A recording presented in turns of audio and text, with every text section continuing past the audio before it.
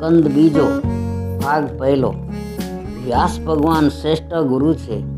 સંત એ પરમાત્માનું નામ છે। સર્વમાં ઈશ્વરના દર્શન કરે તે સદગુરુ અધિકાર। સિદ્ધ થયા પછી સદગુરુને શોધવાની જરૂર નથી। સદગુરુ જ અધિકારીને શોધતા આવે છે। પરીક્ષિતનો અધિકાર સિદ્ધ થતાં સુખદેવજી મહારાજે તેના મસ્તક ઉપર હાથ મૂકી તેને તેજોમય ભગવાનના દર્શન કરાવ્યા હતા। જગતમાં એટલા સંતો થયા છે, તેમનું ભૌતિક શરીર ભલે આજે નથી, પણ એમનું આધ્યાત્મિક શરીર કાયમ વિશ્વના વાયુમંડળમાં રહેલું છે અને એ કાયમ લાયક શિષ્યોને શોધતા જ રહે છે। પરમાત્મા કરતાં એ લાયક સદગુરુ શ્રેષ્ઠ છે એમ કહીએ તો એ ખોટું નથી। પરમાત્માએ સંસારની રચના એવી કરી છે કે બધા જીવો ભક્તિ કરી શકતા નથી। માતા પિતા જે જન્મ આપે છે તે સાધારણ જન્મ છે, પણ સદગુરુ જે આધ્યાત્મિક જન્મ આપે છે તે જ સાચો જન્મ છે। સદગુરુ મળ્યા પછી માનવીનું પવિત્ર જીવન શરૂ થાય છે। સદગુરુ સદ શિષ્યનું હંમેશા સર્વ પ્રકારે રક્ષણ કરે છે। પિતા પુત્રના સંબંધમાં સ્વાર્થ રહેલો છે, જ્યારે ગુરુ શિષ્યના સંબંધ નિવારસ થાય છે। ગુરુને શિષ્યમાં જો કાંઈ સ્વાર્થ હોય તો એ સાચો ગુરુ નથી। એક સદગુરુ પોતાના શિષ્યની સાથે જંગલમાં એક વૃક્ષ નીચે રહેલો છે। શિષ્ય ઊંઘી ગયા છે અને ગુરુ ધ્યાનમાં બેઠા છે। એવામાં એક સર્પ ત્યાં આવે છે અને કહે છે કે હું તમારા શિષ્યને કરવા આવ્યો છું। ત્યારે ગુરુ કહે છે કે ભાઈ, શિષ્ય હજી સાધક છે, એને પરમાત્માના દર્શન થવાના બાકી છે। એને એ સ્થિતિમાં એનું મૃત્યુ થશે તો એની દુર્ગતિ થશે, માટે તું શિષ્યને નહીં મને કરડ। તારા ડંખથી મારું મૃત્યુ મંગલમય બની જશે। પુત્રને સર્પ ડંખવા આવ્યો ત્યારે કોઈ પિતા આમ કહી શકશે? પિતા પુત્રના સંબંધમાં સ્વાર્થ રહેલો છે, જ્યારે ગુરુ શિષ્યનો સંબંધ નિસ્વાર્થ હોય છે। 5 પ્રકારની શુદ્ધતા પરીક્ષિતમાં છે: માતૃ શુદ્ધિ, પિતૃ શુદ્ધિ, દ્રવ્ય શુદ્ધિ, અન્ન શુદ્ધિ અને આત્મ શુદ્ધિ। આવા સદશિષ્યને ગુરુ કૃપા અને ઈશ્વરદાન થાય છે। સદગુરુ તત્વ એ ઈશ્વર તત્વ એક છે। ઈશ્વર જે વ્યાપક છે તેમ ગુરુ પણ વ્યાપક છે। જેનો અભાવ કોઈ ઠેકાણે નથી તે વ્યાપકને શોધવાની જરૂર પડતી નથી, પણ વ્યાપકને ઓળખવાની જરૂર છે। સંત થયા વગર સંતને ઓળખી શકતા નથી। જે સંત થાય તેને સંત મળે, અને સંત થવા માટે વ્યવહારને અતિ શુદ્ધ બનાવજો। મુઠ્ઠી ચણાની જરૂર છે ત્યાં સુધી વ્યવહાર છૂટતો નથી। પ્રત્યેક વ્યવહારને ભક્તિમય બનાવે એ ખરો વૈષ્ણવ। સંત થવા માટે મનને બદલવાની જરૂર છે। જે પોતાના સદસ્યનું પરિવર્તન કરે છે તે સંત બને છે। મન શુદ્ધ અને બને તો સંત મળે છે। સંતને જ સંત મળે છે, વિલાસીને સંત મળતો નથી। ગુરુદેવ બ્રહ્માસમ છે, તેઓ નવો જન્મ આપે છે, એટલે કે તે મનને અને સ્વભાવને સુધારે છે। ગુરુદેવ વિષ્ણુ સમ છે, કારણ કે ગુરુદેવ શિષ્યનું રક્ષણ કરે છે। ગુરુદેવ શિષ્યને મોક્ષ પણ આપે છે, તેથી શિવજીનું પણ સ્વરૂપ છે। ગુરુ વગર રહેશો નહીં, તમે લાયક થશો તો ભગવાન કૃપાથી સદગુરુ મળી રહેશે।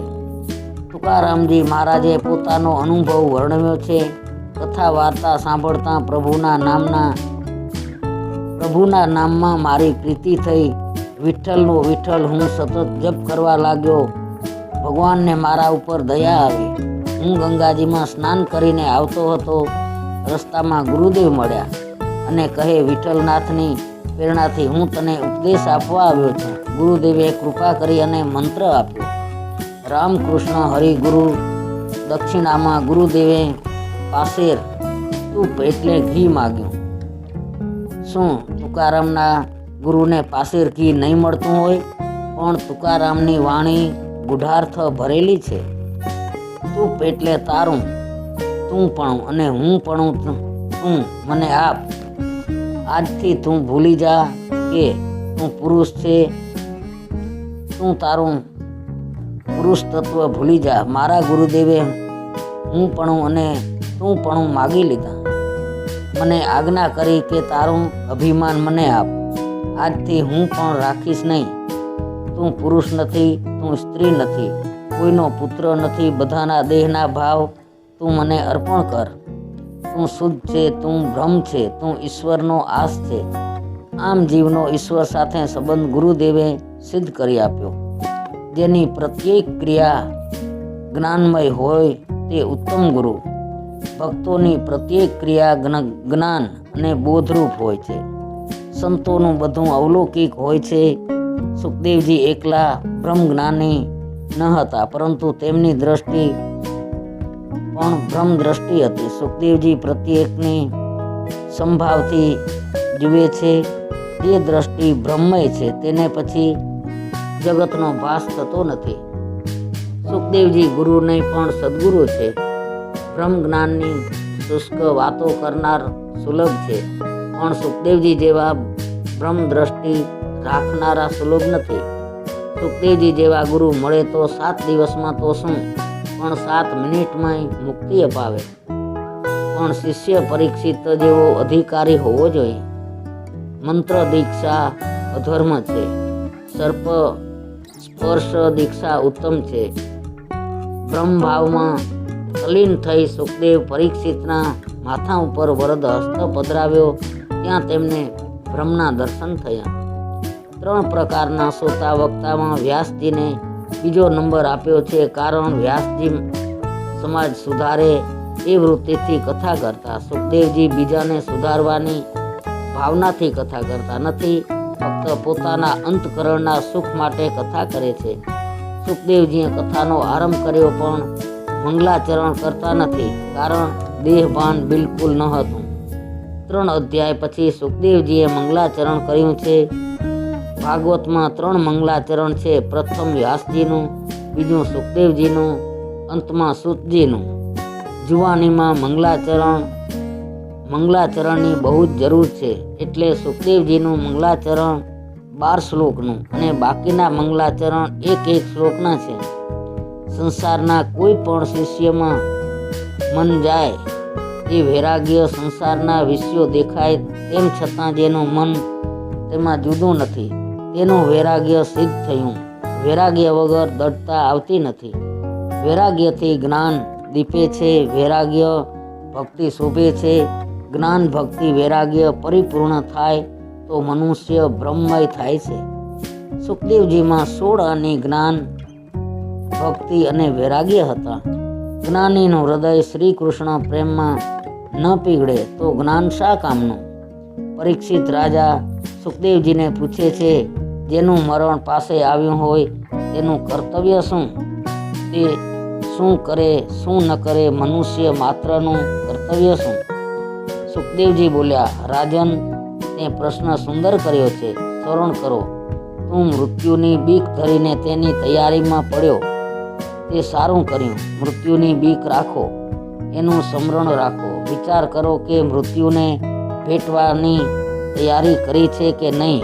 આ પ્રમાણે ચિંતન કરવાથી વૈરાગ્ય આવે છે. જન્મ મૃત્યુ જરા વ્યાધિ દુઃખ દેશાનું દર્શનમ. જન્મ મૃત્યુ જરા વ્યાધિનું દુઃખોનો વારંવાર વિચાર કરો તો વૈરાગ્ય આવશે અને પાપ છૂટશે. બાકી પાપના સંસ્કારો જલ્દી છૂટતા નથી. વિચાર વિના વિવેક વૈરાગ્ય નથી આવતા.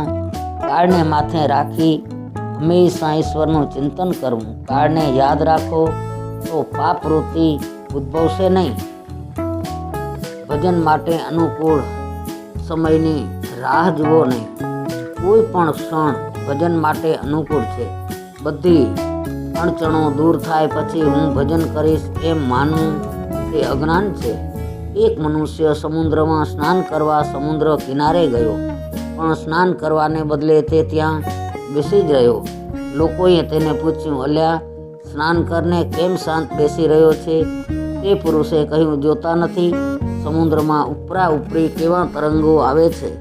સમુદ્રમાં આ તરંગો બંધ થાય એટલે સ્નાન કરીશ. સમુદ્રમાં મોજાં બંધ થવાના હતા, મોજાં બંધ થાય નહીં અને સ્નાન પૂરું થાય નહીં.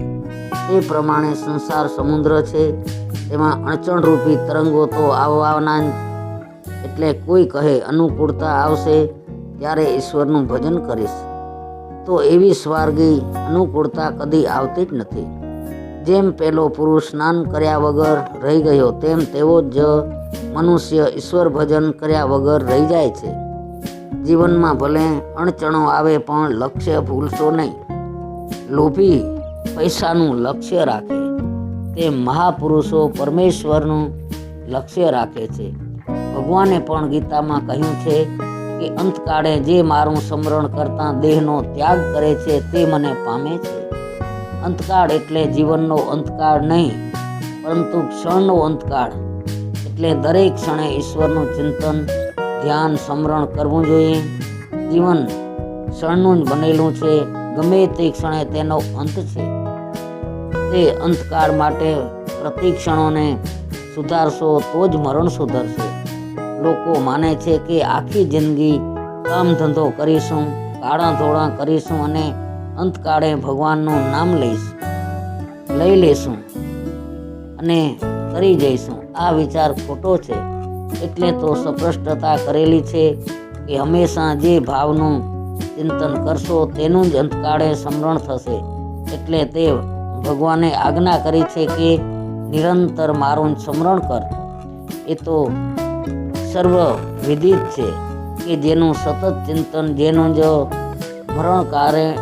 મરણકાળે સ્મરણ રટણ થાય છે. એક સોની માંદગીમાં પથારી વસ હતો, મહિનાથી બજારમાં ગયેલો નહીં, તેથી વિચારો સોનાના ભાવના જ આવ્યા કરે. અંતકાળ આવ્યો છે, ડૉક્ટરે તાવ માપી કહ્યું કે 105 છે, 105 ડિગ્રી તાવ છે. સોની સમજ્યા, કોઈએ સોનાનો ભાવ કહ્યો. તે પોતાના પુત્રને ઉદ્દેશી બૂમ મારવા લાગ્યો કે વેચી નાખ 80માં લીધેલું છે અને 105 થયા છે, માટે વેચી નાખ. આમ બોલતા સોનીએ દેહ છોડ્યો. સોનીએ આખી જિંદગી સોનાનો જ વિચાર કરેલો, એટલે અંતકાળે તેને સોનાના જ વિચાર આવ્યા. પૈસા કરનારને અંતકાળે પૈસાના જ વિચાર આવે છે. પૈસા કમાવા એ પાપ નથી, પરંતુ પૈસા મેળવતા ભગવાનને ભૂલવા એ પાપ છે. સુખદેવજીએ કહ્યું, હે રાજા, મનુષ્યનું આયુષ્ય આમ ને આમ પૂરું થઈ જાય છે. રાત્રિ નિંદ્રા અને વિલાસમાં પસાર થઈ જાય છે અને દિવસ ધન માટે ઉદ્યમ કરવામાં અને કુટુંબનું ભરણ પોષણ કરવામાં પૂરો થઈ જાય છે. મનુષ્યનો ઘણો સમય વાતો કરવામાં જાય છે, કેટલાકનો વાંચવામાં જાય છે. બહુ વાંચવું એ પણ સારું નથી. બહુ વાંચવાથી શબ્દ જ્ઞાન વધે છે, પણ કદાચ તેની સાથે અભિમાન પણ વધે છે. રાજા, જે સમય ગયો તેને માટે હવે રડવું નહીં, તેનો વિચાર ન કરો. ભૂતકાળનો વિચાર કરવાથી કાંઈ લાભ નથી. તું તારા વર્તમાનને સુધાર. આ 7 દિવસનો સમય મળ્યો છે, તેનો સદુપયોગ કરે. મનુષ્ય ઇન્દ્રિય સુખમાં એવો ફસાયો છે કે તેને પોતાના લક્ષ્યનું ભાન રહેતું નથી. શરીર, પુત્ર, સ્ત્રી આદિ અસત્ય છે, છતાં તેના મોહમાં એ એવો પાગલ બન્યો છે. તે સમયનું ભાન નથી, લક્ષ્યનું ભાન નથી. માટે તમારે ક્યાં જવું છે, એનું શું થવું છે, તે આજથી જ નક્કી કરો. ઈચ્છા શુદ્ધિ વિના કર્મ શુદ્ધિ થતી નથી. નિશ્ચય કરો કે મારે ભગવાનને મળવું છે, મારે ભગવાનના ધામમાં જવું છે, મારે હવે ફરી જન્મ લેવો નથી. દુનિયામાં વિકાર વાસના વધ્યા છે, તેથી ત્યાગ અને સંયમ ઘટ્યા છે. કાળ ધક્કો મારે અને રડતા ઘર છોડીને તેના કરતાં વિવેકથી ઘર છોડી દો તે જ સારું. પ્રભુનું સ્મરણ ક્ષણે અંતકાળે કરવાનું નહીં, કે જીવનના અંતકાળે પ્રતિક્ષણ આ શરીર બદલાય છે, એટલે પ્રતિક્ષણ શરીરનો નાશ થાય છે. અંતકાળ એટલે દરેક પળને અંતે મનુષ્યનું મૃત્યુ થાય છે. તે તેથી પ્રતિ ક્ષણે પ્રભુનું સ્મરણ કરો. આખું જીવન જેની પાછળ જાય તે જ અંતકાળે યાદ આવે છે. એક ડોસો માંદો પડ્યો, તેનું સમગ્ર જીવન દ્રવ્ય વગેરે પાછળ ગયેલું. અંતકાળ નજીક આવ્યો. છોકરાઓ બાપને શ્રી કૃષ્ણ ગોવિંદ હરે મુરારી હે નાથ નારાયણ વાસુદેવા બોલવાનું કહે, પણ બાપાના મુખમાંથી ભગવાનનું નામ નીકળતું નથી. જિંદગીમાં ભગવાનનું નામ લીધું હોય તો જ ભગવાનનું નામ યાદ આવે ને. ડોસો મનથી દ્રવ્યનું ચિંતન કરે છે. ડોસાની નજર તેવામાં આંગણા પર પડી. ત્યાં જોયું તો વાછરડો સાવરણી ખાતો હતો. ડોસાથી નજીવું નુકસાન પણ ન જોયું ગયું. ડોસો હૈયું બાળે કે મેં કેવી રીતે મેળવ્યું છે તે આ લોકો શું જાણે. ઘરના કોઈ લોકોને પૈસાની કે ચીજ વસ્તુની દરકાર નથી. આ લોકો મારા ગયા બાદ ઘરને કેવી રીતે ચલાવશે. ડોસાથી બોલી શકાતું નથી, છતાં તૂટક શબ્દે તે વાહ સા બોલવા લાગ્યો. એક છોકરાને લાગ્યું બાપા વાસુદેવ બોલવા જાય છે, પણ તેમનાથી બોલાતું નથી. બીજા છોકરાએ સ્વાર્થને લીધે લાગ્યું કે બાપા કાંઈ વારસામાં આપવાની ઈચ્છાથી બોલે છે. વારસામાં આપવા ખાનગી મિલકત છુપાવી રાખી હશે. તે બાબતમાં તેઓ કંઈ કહેવા માગે છે. એટલે છોકરાઓએ ડૉક્ટરને બોલાવ્યા ને કહ્યું બાપા થોડું બોલી શકે તેમ કરો. ડૉક્ટરે કહ્યું કે ઇન્જેક્શન આપીએ તો ડોસો થોડો વખત બોલી શકશે, પરંતુ તે માટે 1000 રૂપિયા ખર્ચ લાગશે. છોકરાઓને આશા હતી કે બાપાએ કાંઈ દાટ્યું હશે તો બતાવશે, એટલે લાલચમાં એમણે રૂપિયા 1000 ખર્ચ કર્યો અને બાપા શું બોલે છે તે સાંભળવા બધા આતુર થયા. અને દવાની અસરથી બાપા બોલ્યા અહીં મારા તરફ જો. શું જુઓ છો? ત્યાં પેલો વાછરડો સાવરણી. બોલતા ડોસાએ દેહ છોડ્યો. આવી દશા તમારી ન થાય તે જોજો. હસવાની આ કથા નથી, સાવધાન થવા માટે છે.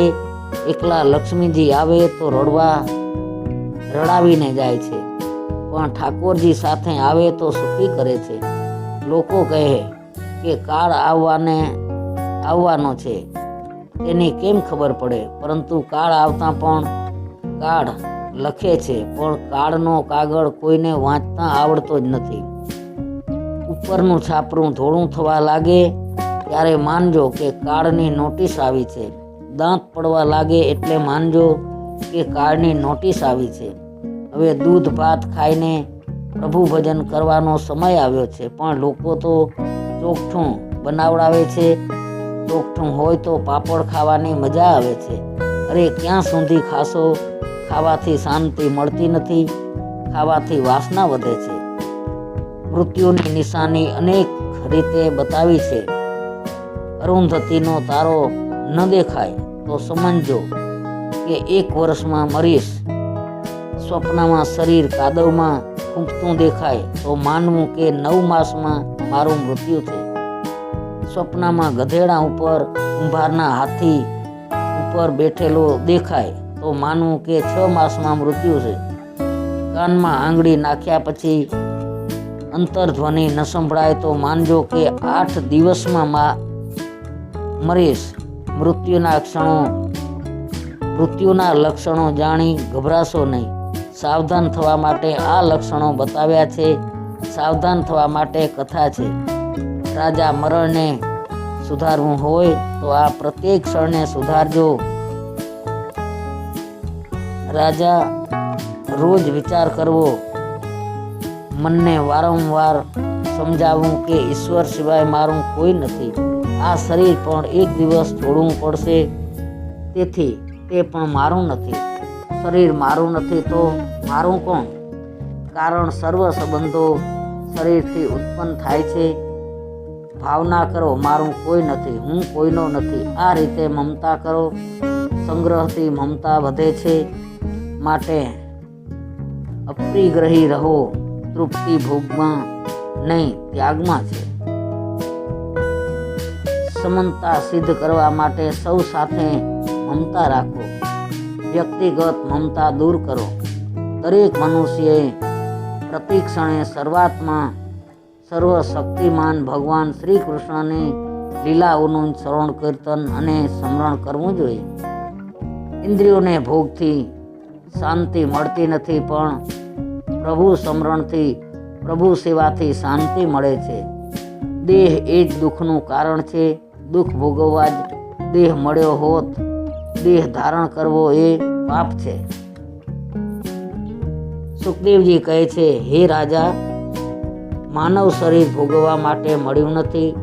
માનવ શરીર તો ભજન કરી અને ભગવાનને પ્રાપ્ત કરવા માટે મળ્યું છે.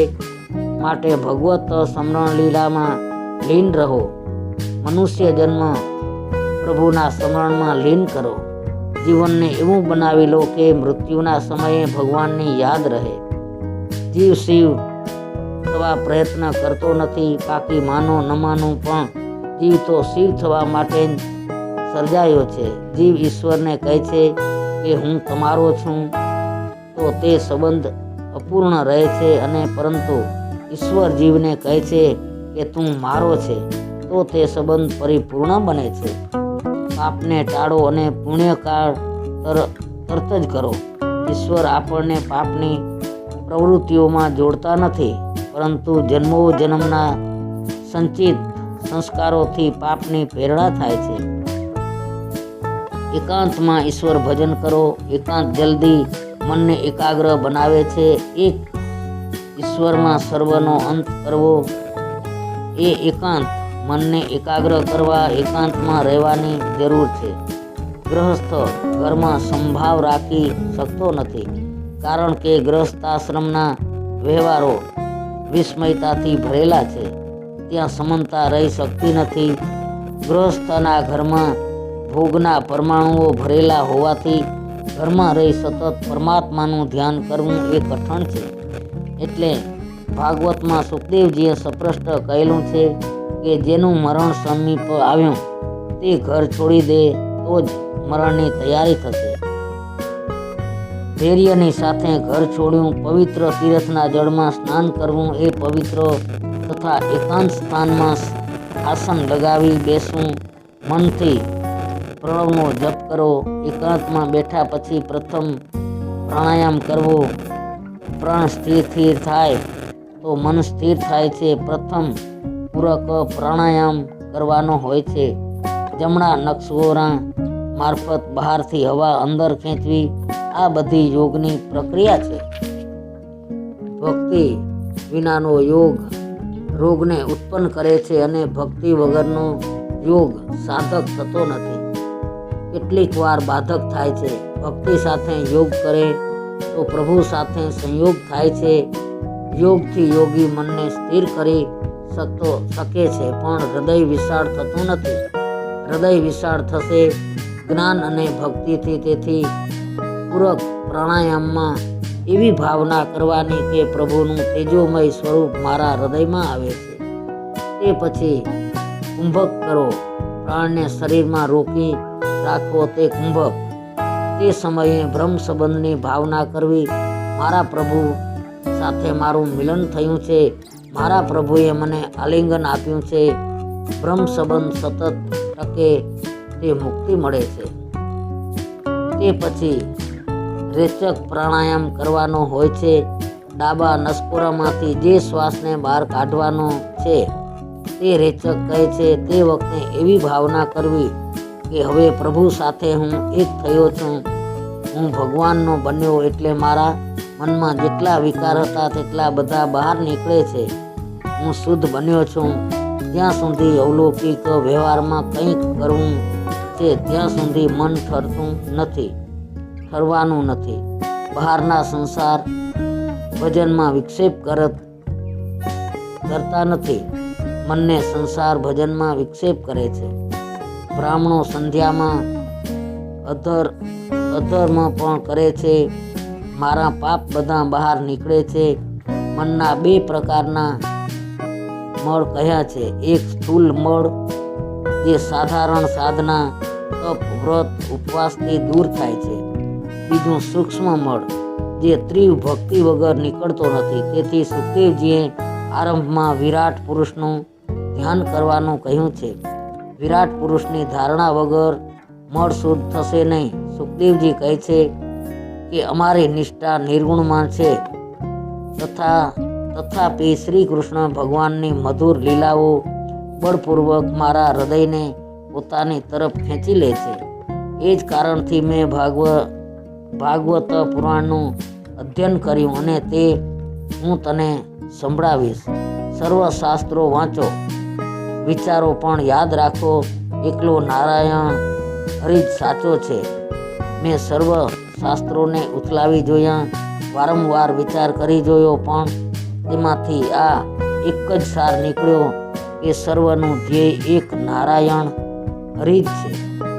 હરિ સગુણ પણ ખરા અને નિર્ગુણ પણ ખરા.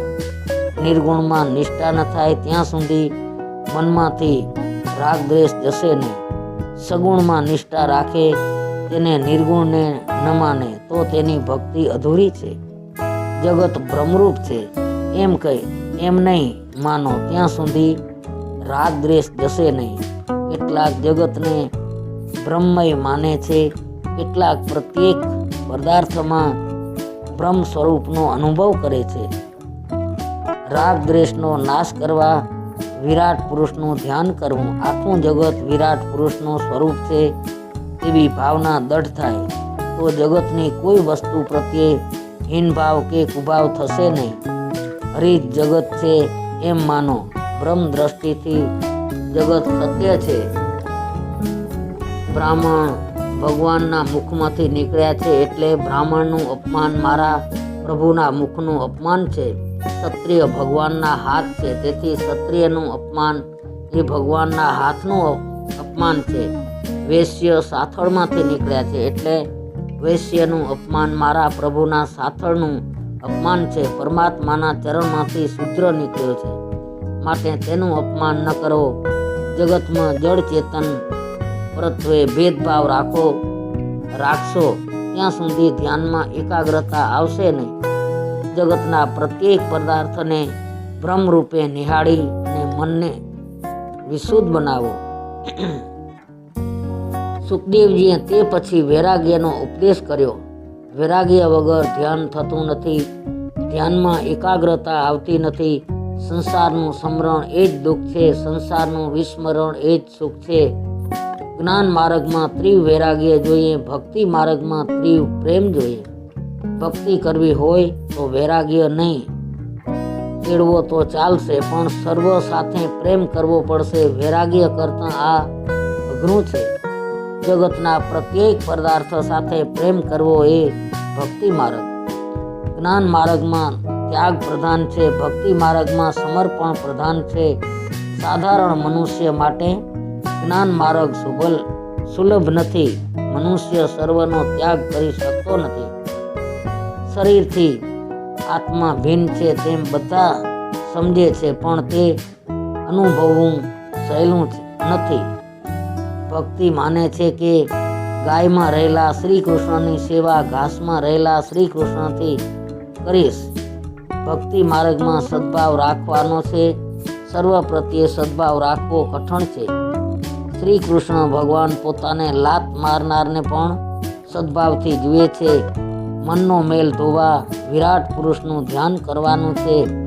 વિરાટ પુરુષનું ધ્યાન કરવાનું એટલે કે જગતમાં આજે કાંઈ દેખાય છે તે પરમાત્માનું સ્વરૂપ છે એમ સમજીને વ્યવહાર કરો.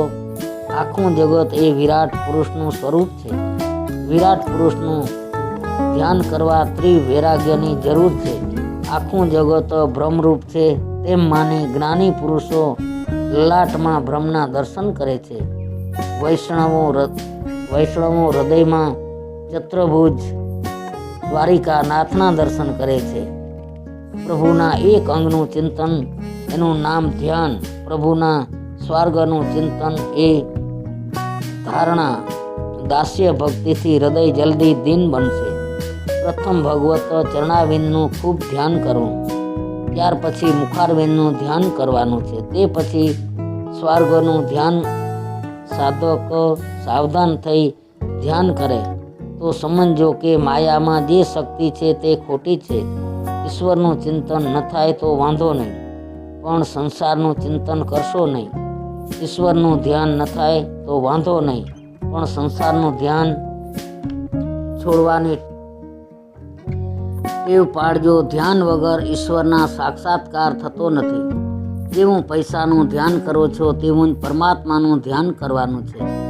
પહેલાં અંધારું દેખાશે, પણ ધૈર્ય સાથે યોગ ધારણાથી મનને વશ કરવું. પ્રભુના સ્વર્ગથી બુદ્ધિ દ્વારા ધારણા કરવી. જેમ જેમ બુદ્ધિ સ્થિર થશે તેમ તેમ મન સ્થિર થશે. ધારણા સ્થિર થાય ત્યારે ધ્યાનમાં પ્રભુનું મંગલમય સ્વરૂપ દેખાય છે અને ભક્તિ યોગની પ્રાપ્તિ થાય છે.